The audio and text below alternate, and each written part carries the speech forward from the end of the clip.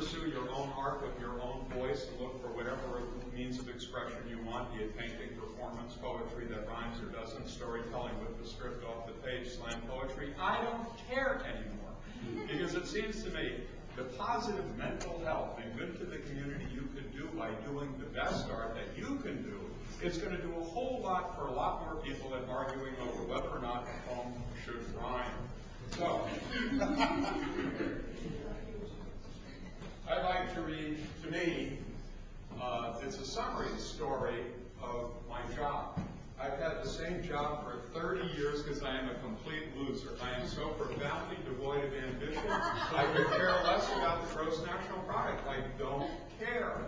And 30 years ago, I got a job that turned into a good job. But I tell you this, had I instead gotten a job at Dairy Queen, I would still be at Dairy Queen. I simply got a job so I would be able to do whatever art I want and not have to worry about doing art that might make money.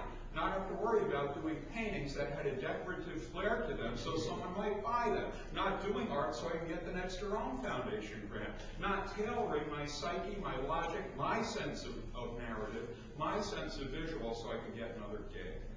So, so far it's worked well. Still haven't made a dime in poetry.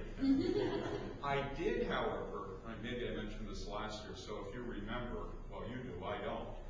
I hosted open mics for 30 years. I stopped 2 years ago. I did at Hennepin Center for the Arts, I did at Barnes & Noble, did at Anodyne for 8 years, did back in Portland in a bar weekly, talk about a rough and tumble crowd. And by my math, I have heard 12,000 poets, and honest to God, they all sucked. Miserably, woefully untalented people. And the folk singers were not much better. But I say this often, so forgive me for repeating. I would not trade the worst poet or folk singer I ever heard for the best hour of primetime TV. There is something so profoundly triumphant and courageous of people attempting to get up and express themselves with their own voice that far transcends our value judgments as to whether or not it's a good poem or a good story or a good song. Thus my involvement with the kind people at North Star, and I thank them for letting me do this each year. Woohoo! Yeah, now I said nice stuff. I can do my regular stuff. This is about my job. Seeing here is a job where I need to crawl around on glass. Yeah, like your job. It's called sled dog. Beneath palms and knees, the glass cracks, making crevices that pinch me as I crawl. I have thousands of slender scars, some that have earned me plaques, but Charlie has more scars and plaques both. During coffee break, I rub gravel from my eyes, smoke cigarettes so hard I won't exhale the smoke until midnight. The siren calls us back to work. I crawl again and lubricate the glass with blood, forth and back, sometimes in zigzags and sometimes in spirals, but mostly this way, that. I love my job.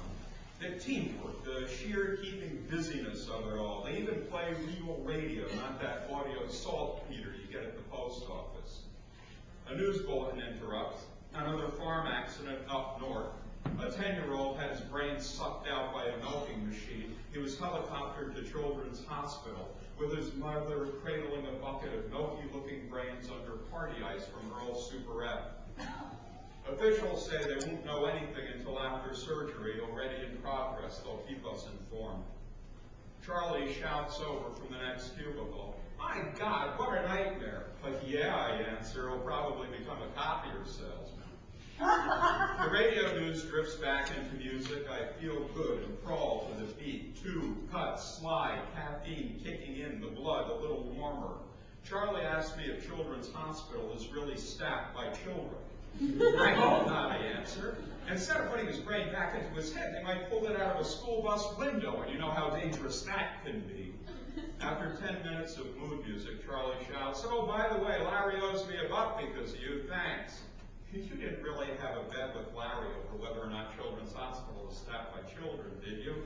"Oh, no," he said, "we had a bet over whether or not you take a dig at copier salesmen before lunch." Well, thanks for having faith in me, I laughed, and the time rolls by like this. New glass slowly sliding under us from west wall, a self-healing conveyor belt. Years fly by like garbage trucks, forgetting most receptacles in their waste. By lunchtime, I'm dizzy with glee, famished.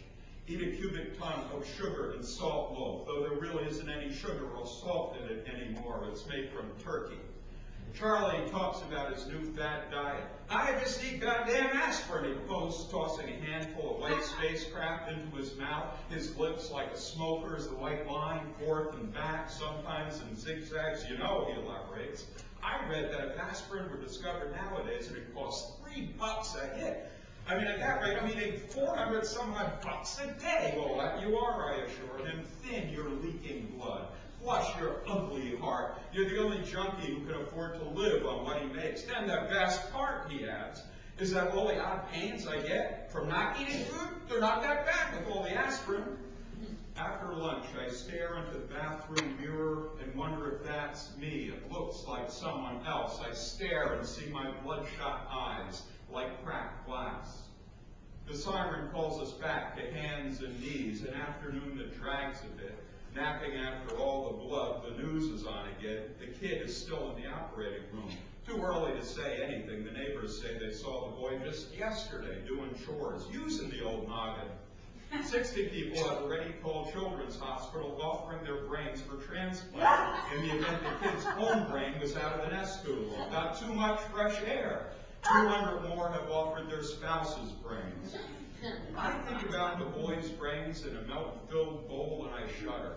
I'm glad I don't live on a farm. All I do all day is use dangerous equipment while trying to avoid using it, working arm's length while shielding face with other hand like being blindfolded in a room full of running buzzsaws, their thumping metal bodies lurching around, ripping into floorboards, looking for your feet. They have a safety training machine at the Grange in Silverton that does nothing but yank off limbs. Charlie calls out, I think the mom should have used something colder than party ice. Those cubes, they're too hollow. Well, come on, she had to get something fast, I offer. Maybe that's all Earl Superette had. Charlie answers, she could have gotten a frozen pizza, you know, and used it like a blanket there. Yeah, she could have gotten a giant-sized Slurpee and poured it over the range. She'd have gotten a free souvenir tumbler to boot, but the Slurpees are so cold you can feel them freezing your brain. The rest of the day passes quickly. I'm lightheaded with satisfaction. It means I'm ahead of the glass. I feel cool still lick my hands. I hear Charlie pretending to be Earl at Earl Super when the boy's mother ran in with a bucket of rain. Well, Mrs. So-and-so saw you at the party, I said, if you really think it'll do the trick. But based on what I learned when I was a lifeguard in Elmira, I'd rather sew you a Slurpee. The afternoon fades into easy landscapes, drowsy little fan belt clicking rhythm, thoughts swaying forth and back, sometimes in zigzags, everything pulsing and flowing. The news comes on again. The surgery went well. Looks like a full recovery is possible. That the 2 brains that arrived at the station still steaming won't be needed. Please pick them up. The boy's mother thanks everyone, especially God and Earl at Earl Superette for making the coldest damn party ice in the world. Charlie mutters in the background, sort of angry he can't go like hold you so with this Slurpee idea. And I just feel so happy for the kid and his mom and even Earl. My smile knocks down a window. I have an inexplicable desire to give everybody a great big hug. I crawl with a skip and playfully splash with puddles of blood. It's perfect bathwater. I'm part of the solution here. I start humming to the sputters of my heart.